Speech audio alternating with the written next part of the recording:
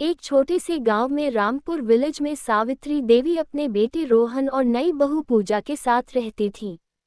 सावित्री देवी स्वभाव से बहुत सख्त थी। उन्हें घर का हर काम अपने तरीके से पसंद था। जब पूजा शादी करके घर आई तो उसने सोचा था कि वह अपनी सास को माँ जैसा प्यार देगी, लेकिन शुरुआत से ही दोनों के बीच छोटी छोटी बातों पर झगड़े होने लगे। एक सुबह पूजा रसोई में खाना बना रही थी। उसने सब्जी में थोड़ा ज्यादा नमक डाल दिया। जैसे ही सावित्री देवी ने खाना चखा, वह गुस्से से बोली, इतना भी नहीं आता खाना बनाना। हमारे जमाने में बहुएं पहली बार में सब सीख जाती थीं। पूजा को बहुत बुरा लगा। उसने धीरे से कहा, मां जी, गलती हो गई, अगली बार ध्यान रखूंगी। लेकिन सावित्री देवी शांत नहीं हुई। हर बार यही कहती हो।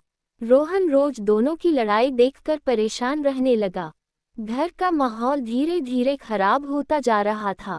पड़ोसी भी बातें करने लगे थे कि इस घर में हमेशा झगड़ा होता रहता है।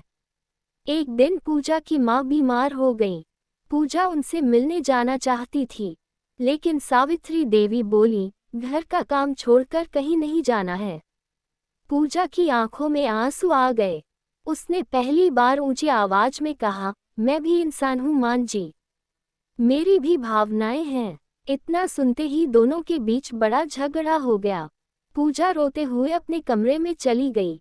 उसी रात अचानक सावित्री देवी की तबीयत खराब हो गई। तेज बुखार था। रोहन दवाई लेने बाहर गया हुआ था।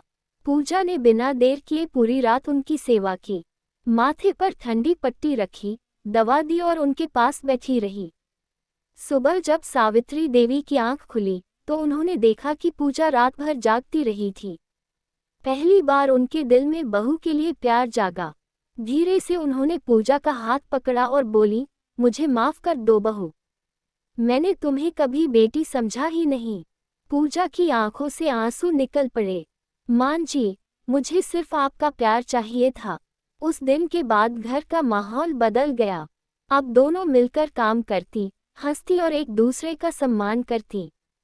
गांव वाले भी कहने लगे, जहां समझ और प्यार हो वहां हर लड़ाई खत्म हो जाती है। सीख, रिश्ते लड़ाई से नहीं, प्यार और समझदारी से मजबूत बनते